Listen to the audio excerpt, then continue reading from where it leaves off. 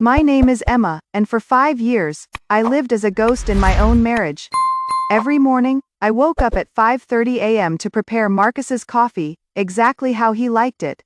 2 sugars, no cream, heated to precisely 165 degrees. I would iron his shirts, pack his lunch, and have breakfast waiting on the table, before he even stepped foot downstairs. Emma, this coffee tastes bitter again, he would say without looking up from his phone. Never a good morning, never a thank you, just criticism delivered in that flat, dismissive tone that had become the soundtrack of my life. I would apologize, dump the coffee, and start over while he scrolled through his emails. The sound of his disapproval had become so familiar that I anticipated it, before he even spoke. I lived in constant fear of disappointing him, of not being enough, of being exactly what he told me I was: useless. Marcus worked as a regional sales manager for a tech company, and according to him, he was the star employee. Every conversation somehow circled back to his achievements, his deals, his importance. Meanwhile, I had quit my job as a graphic designer 3 years ago, when he said it was embarrassing to have a wife who earned so little compared to him. What is the point, Emma? He had said back then, you barely make enough to cover your gas to get there. Just stay home and focus on being a good wife. Maybe then you'll actually contribute something meaningful to this marriage. So I did.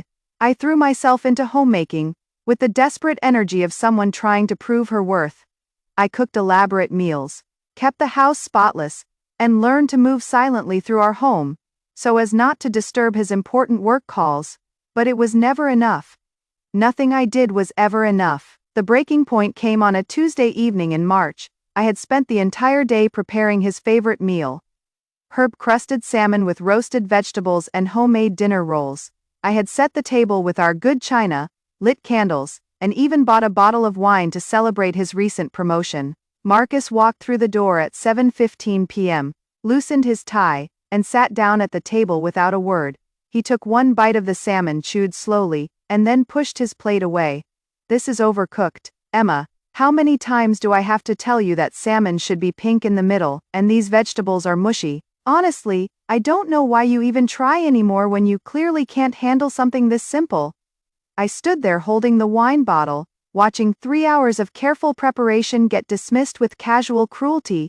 Something inside me cracked, not broke, but cracked, like the first hairline fracture in a windshield that you know will eventually shatter the whole thing. I am sorry, I whispered, the words automatic after years of conditioning. I'll make you a sandwich instead. He didn't even look at me as I cleared his untouched plate. Don't bother, I'll just order pizza. At least they know how to cook food properly. That night, after Marcus had fallen asleep to the sound of his own snoring, I called my sister. Victoria answered on the second ring, her voice bright and confident, even at 11 p.m. Emma, what is wrong? You never call this late. Victoria and I are identical twins, but we might as well be from different planets. While I had shrunk into the shadows of my marriage, she had built a career as a marketing executive in Chicago. She traveled the world, closed million-dollar deals, and lived in a stunning downtown apartment. We looked exactly alike, but where I had learned to apologize for taking up space, Victoria commanded every room she entered. I can't do this anymore, Vic, I said, my voice barely above a whisper, so I wouldn't wake Marcus. I feel like I am disappearing, like I don't exist unless he is telling me how I am failing at something. She was quiet for a long moment. When she spoke again, her voice was thoughtful. Emma, when was the last time you looked in the mirror and saw yourself? Not Marcus's wife, not someone's disappointed spouse, but you. I couldn't answer because I couldn't remember. I am coming to visit, she said, this weekend. It is time someone reminded you who you really are. Victoria arrived on Friday afternoon driving a sleek black rental car and wearing a power suit that probably cost more than my monthly grocery budget. She walked into my house like she owned it, her heels clicking confidently on the hardwood floors I spent hours keeping pristine. Jesus, Emma, she said, looking around our immaculate living room. This place looks like a museum. Where is your personality? Where are your things? I looked around too, trying to see it through her eyes. She was right. Every surface was clean and carefully arranged, but there was nothing of me anywhere. Marcus's golf trophies lined the mantel. His books filled the shelves. His preferences dictated every piece of furniture and every color on the walls. Marcus likes things clean and organized, I said automatically. And what do you like? I started to answer and realized I didn't know anymore. Victoria spent the evening asking me questions I couldn't answer. What was my favorite movie? When had I last read a book for pleasure? What did I want to do with my life? Each question revealed another piece of myself that I had lost or abandoned. Saturday morning, Marcus came downstairs for breakfast and stopped short when he saw Victoria sitting at the kitchen table. She was wearing one of my casual dresses, her hair down instead of in her usual professional style, and for a moment, I watched confusion flicker across his face as he tried to figure out why I looked so different. "Morning, Marcus," Victoria said with a bright smile that I hadn't used in years. "I made pancakes blueberry, with real maple syrup." Marcus blinked, clearly off balance. "You made pancakes?" She said.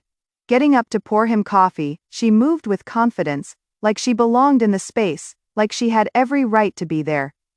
"I thought we could try something different today." I watched from the doorway as my husband stared at my sister, who looked exactly like me but carried herself like she mattered. For the first time in years, I saw something in his eyes that wasn't criticism or dismissal. I saw interest. He took a bite of the pancakes and nodded approvingly. "These are really good. Why don't you make these more often?" "I guess I just never thought to try," Victoria replied smoothly. "Maybe, I've been playing it too safe." They chatted easily over breakfast, discussing current events and work projects. Victoria asked thoughtful questions about his job and made observations that clearly impressed him. I watched my own husband become animated and engaged in a way I hadn't seen in years, all because the woman across from him acted like she deserved to be part of the conversation. After Marcus left for work, Victoria turned to me with a serious expression. "Do you see what just happened?" I nodded, feeling sick to my stomach. "He likes you better than me." "No, Emma. He likes confidence. He likes someone who acts like they have value. The problem isn't that you are not good enough, it is that you've forgotten that you are." She was quiet for a moment, studying my face. Then she said something that would change everything. "What if we switched places for a week?" "Are you insane?" I stared at my sister like she had suggested we rob a bank together. Victoria leaned back in her chair, completely calm. "Think about it, Emma. We're identical. Same height, same weight, same face. I've been watching you move through this house like you are afraid of your own shadow." Meanwhile, Marcus responds to confidence and competence, things you absolutely have but have convinced yourself you don't. "Vic, that is crazy. He is my husband, he would know." She raised an eyebrow. "Would he? When was the last time he really looked at you? Really paid attention to what you said or how you said it? You told me yourself that you feel invisible." The truth of her words hit like a physical blow. Marcus barely made eye contact with me anymore. Our conversations were limited to logistics and his complaints. He went through the motions of having a wife without actually seeing the woman he was married to. "But what is the point?" I asked. "Even if it worked, it is still fake. He'd still be responding to you, not me." Victoria leaned forward, her eyes intense. "The point is to show you what is possible. You think the problem is that you are not worth loving, but what if the problem is that you've spent so long making yourself small that you've forgotten how to be big?" She stood up and began pacing the kitchen, her mind clearly racing. "Look, I have vacation time I need to use anyway. I could work remotely from here for a week. You could go to my apartment in Chicago, have some time to yourself. Remember who you are when you are not walking on eggshells." And then what? I come back and pretend to be confident, fake it till I make it. Then you come back and see what happens when your own husband discovers he has been falling for the woman he married all along. I wanted to dismiss it as a ridiculous fantasy, but something about the idea terrified and thrilled me in equal measure. What would it feel like to watch Marcus treat me even if he thought I was someone else? With respect and interest. "He'd figure it out," I said weakly. "There are things only I would know." Victoria grinned. "Like what?" "That you've been together for 5 years, that he works in tech sales, that he takes his coffee with 2 sugars.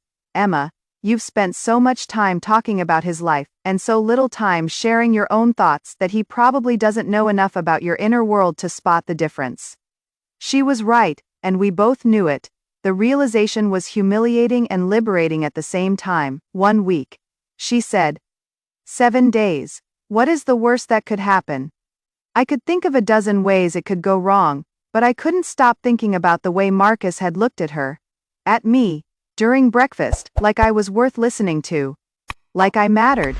If we did this, how would it even work? Victoria's smile was triumphant. Leave that to me. Sunday night, after Marcus had gone to bed, Victoria and I stayed up until 3 a.m. planning. She studied old photos of us together, memorized details about our house and neighborhood, and made me tell her everything I could remember about Marcus's routines and preferences. The key, she explained, is confidence without arrogance. I am going to be you, but the version of you that knows her own worth. Not a completely different person, just you without the apology in your voice.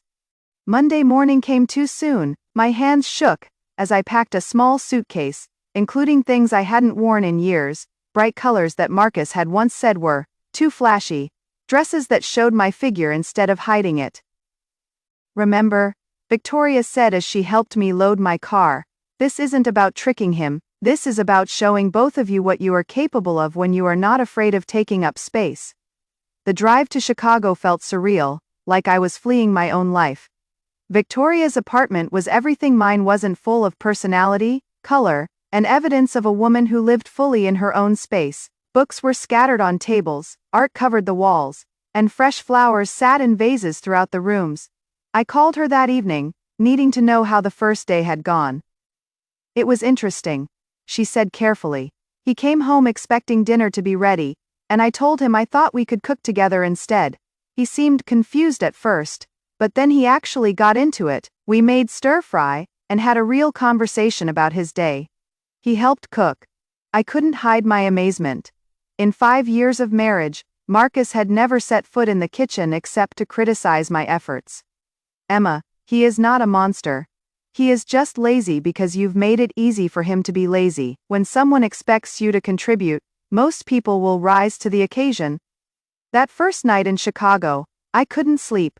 I kept reaching for my phone to check on things at home, to make sure everything was okay, to apologize in advance for any inconvenience my absence might cause. It took me until Wednesday to realize what I was doing. Even when I was supposed to be taking a break from my life, I was still living it in my head. Victoria called me every evening to update me on the experiment, and with each conversation, I heard something in her voice that I couldn't quite identify. She sounded satisfied, not smug, exactly, but pleased with herself in a way that made me both grateful and nervous. He brought me coffee in bed this morning, she told me on Thursday. Just because, he said, and last night he asked about my day, not just if I had gotten his dry cleaning, but how I was feeling, what I was thinking about. I should have been happy, but all I felt was a familiar ache of inadequacy, even pretending to be me.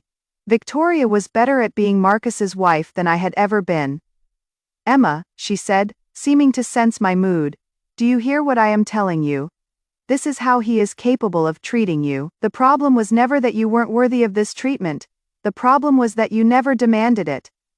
Friday afternoon, she called with excitement in her voice that made my stomach clench with anxiety. Emma, I need to tell you something. He made dinner reservations for tomorrow night. Somewhere fancy. He said he wanted to celebrate how good things have been this week, how much he has enjoyed spending time with me. With you. I mean, the irony was crushing.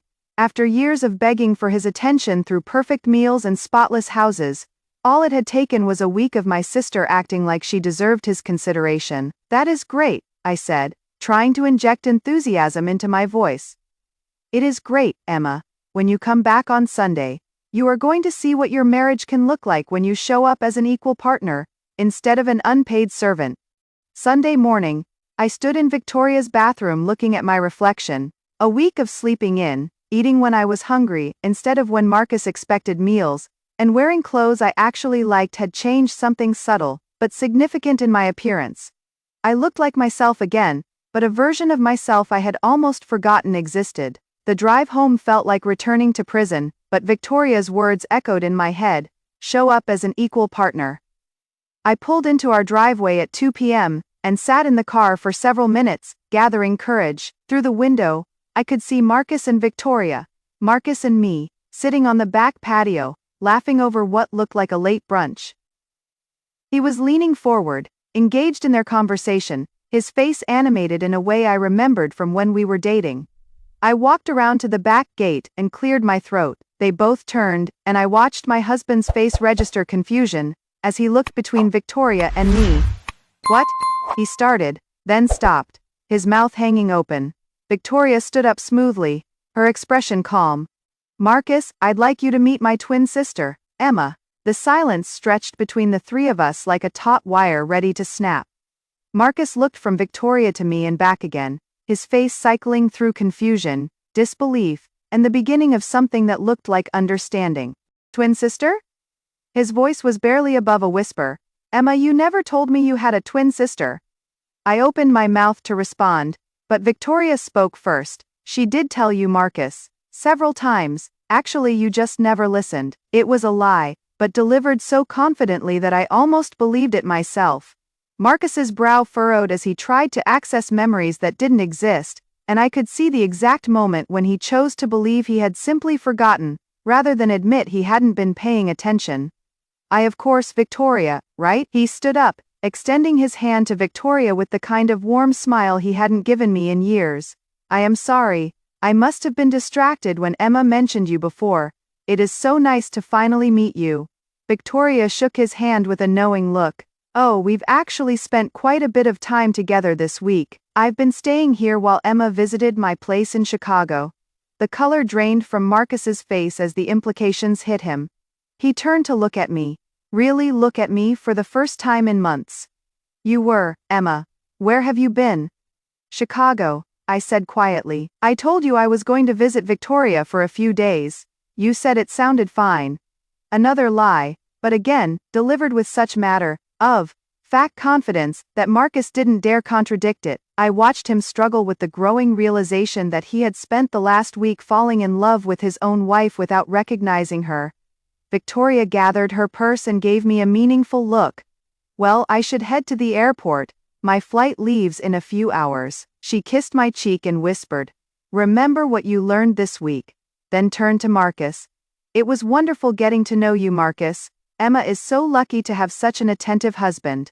After Victoria left, Marcus and I stood in our backyard staring at each other like strangers. The afternoon sun cast long shadows across the patio, where he had just spent the morning engaged in animated conversation with a woman he thought was a houseguest, but who was actually his wife. "Emma," he said finally, his voice uncertain, "I need to ask you something, and I need you to be honest with me." My heart hammered against my ribs. "Okay, this week, while you were gone, I felt like I was getting to know a completely different person, someone who challenged me, who had opinions, who seemed to actually enjoy my company instead of just tolerating it." He paused, running his hand through his hair. "Was that really Victoria? Or was that you?" The question hung in the air between us, loaded with 5 years of accumulated disappointment and neglect. I could lie. I could protect his ego and my secret. I could go back to being small and grateful and invisible. Instead, I lifted my chin and looked him directly in the eyes. "That was me," I said. "That was always me. You just never bothered to notice." Marcus staggered backward like I had physically struck him. His face went through a series of expressions: denial, anger, confusion, and finally a dawning horror as the full scope of what had happened became clear. "That is impossible," he said, but his voice lacked conviction. "I would have known. I would have recognized my own wife. Would you?" I asked, and for the first time in years, my voice carried no apology. "When was the last time you asked me what I was thinking about? When did you last want to know how I felt about anything that wasn't related to your dinner, or your laundry or your schedule?" He opened his mouth to argue but closed it again, unable to provide an answer. "I spent this entire week discovering who I am when I am not walking on eggshells," I continued. "And you spent this entire week falling for your own wife when she acted like she deserved to be treated with respect. Emma, that is not fair. You always what?" My voice rose slightly, but it was controlled anger, not hysteria. "Always treated me like hired help. Always dismissed my opinions, always made me feel like I was lucky you tolerated my presence in your life. Marcus sank into one of the patio chairs, his head in his hands. I don't understand. If you were unhappy, why didn't you say something? The question was so absurd that I almost laughed. I did say something. I said something every day for years. I asked if we could talk about our relationship. I suggested date nights. I tried to share my thoughts and feelings. You told me I was being needy and dramatic. You trained me to stop asking for what I needed, and then you blamed me for not asking. I sat down across from him, maintaining eye contact. The woman you got to know this week, that wasn't some fantasy version of me. That was me without the fear, me without the constant anticipation of your disapproval, me when I remembered that my thoughts and feelings actually matter. Marcus looked up at me with something I had never seen in his eyes before. Shame. Emma. I am sorry, I didn't realize. No. I said firmly. You didn't realize because you didn't want to realize. It was easier to have a wife who anticipated your every need, and never asked for anything in return. It was convenient to blame me for not being interesting enough to hold your attention, while never making any effort to actually get to know me. We sat in silence for several minutes. Marcus stared at his hands while I watched years of resentment and self-doubt transform into something clearer and stronger. Self-respect. What happens now? He asked finally. I had been asking myself the same question all week. The old Emma would have immediately started reassuring him, apologizing for the deception, promising to be the woman he had fallen for this week. But that woman was gone, replaced by someone who knew her own worth. Now you decide, I said. You can choose to see this as some cruel trick I played on you, get angry, and go back to treating me like I am invisible. Or you can choose to see this as a chance to get to know the woman you married, the woman who was there all along, waiting for you to notice her. Marcus was quiet for a long time. When he finally spoke, his voice was small and uncertain. The woman I spent time with this week. She was incredible, smart, funny, confident. I found myself looking forward to coming home for the first time in years. That woman was me, Marcus. That is who I am when I am not afraid of disappointing you. He nodded slowly, and I could see him processing the implications. I think I need some time to figure out how I became the kind of husband who didn't recognize his own wife.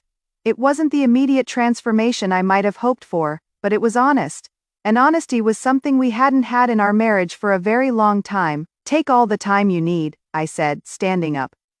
But understand this, I am done being invisible in my own life.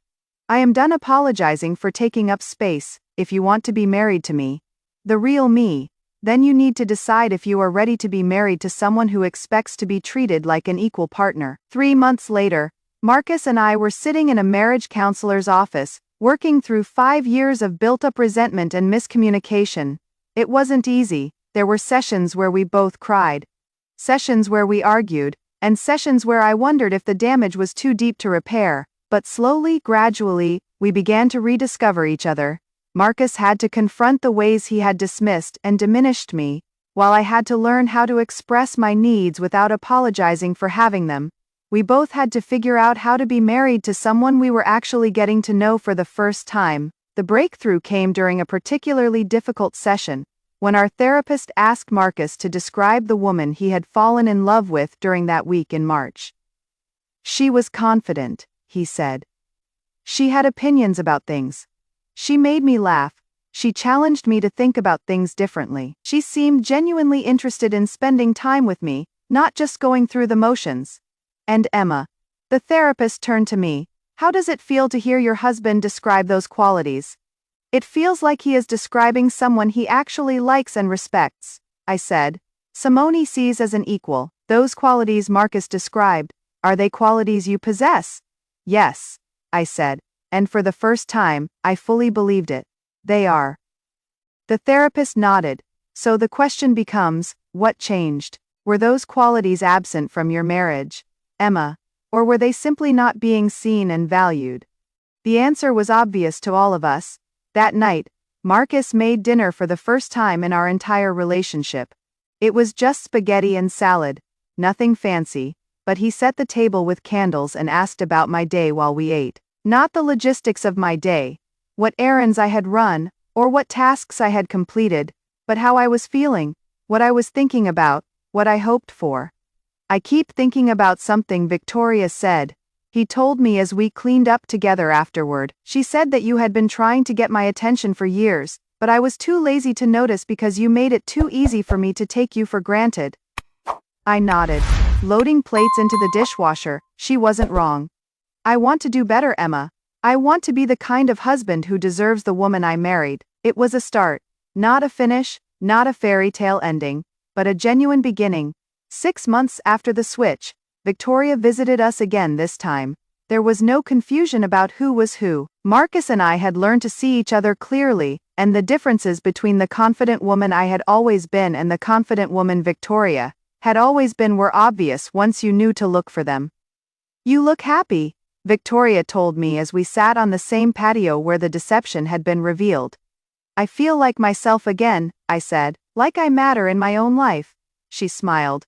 "You always mattered, Em. You just forgot how to act like it." Marcus came outside carrying 3 glasses of lemonade, and I watched him hand one to Victoria with a polite smile before settling next to me with the kind of easy affection that had taken us months of counseling to rediscover. "Victoria," he said, "I never properly thanked you for what you did. It wasn't exactly ethical, but it opened my eyes to what I was throwing away." Victoria raised her glass in a mock toast. "Here is to my sister finally remembering that she is worth falling in love with." As we sat there in the evening sunlight, I reflected on how strange it was that I'd had to become someone else for my husband to see who I really was. But maybe that is what love is sometimes, not just accepting someone as they are, but helping them remember who they were before the world convinced them to be smaller. The woman Marcus fell in love with that week wasn't a stranger or an imposter. She was me, the me I had been before I learned to apologize for existing.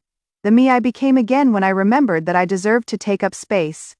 And now every morning when Marcus wakes up, he gets to fall in love with that woman all over again, because he finally knows her name, Emma, his wife, the woman he married but never truly met until she had the courage to introduce herself. The story of our marriage didn't end with a grand gesture or a dramatic confrontation. It ended with the quiet daily choice to see each other clearly and to show up as our authentic selves. It ended with me learning that I didn't need to be perfect to be loved. I just needed to be brave enough to be real. And sometimes, the most radical thing a woman can do is simply refuse to disappear. 1 year later today marks 1 year since the switch, and I am writing this from Victoria's old apartment in Chicago. No, we didn't get divorced, quite the opposite. Marcus and I decided to move here together when he got offered a position with his company's Chicago office. It was my idea, actually. I wanted to start our new chapter in a place where I could remember who I was when I wasn't apologizing for existing. We're different people now, both of us. Marcus has learned to ask questions and really listen to the answers. He has discovered that marriage is more interesting when both people get to have opinions. And I've learned that my voice matters, that my presence is valuable, and that love isn't something you have to earn by making yourself smaller. Victoria visits us regularly now, and watching the two of us together, no one would ever confuse us again. We may share the same face, but confidence looks different on everyone. Mine is quieter than hers, more thoughtful, but it is real and it is mine. Last week, Marcus told me something that made me cry happy tears for once. "You know what I love most about you," he said, as we walked through Millennium Park on a Sunday afternoon. "You are exactly who you were that week, but you are also exactly who you've always been. I was just too blind to see it."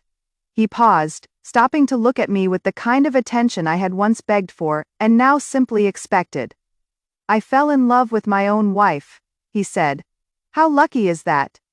Pretty lucky, I thought, but luck had nothing to do with it. It took courage, mine to stop disappearing, his to start seeing, and both of ours to build something real from the pieces of what we'd almost thrown away. The woman he fell in love with was always there. She was just waiting for someone, even if that someone was herself, to finally notice that she was worth loving exactly as she was.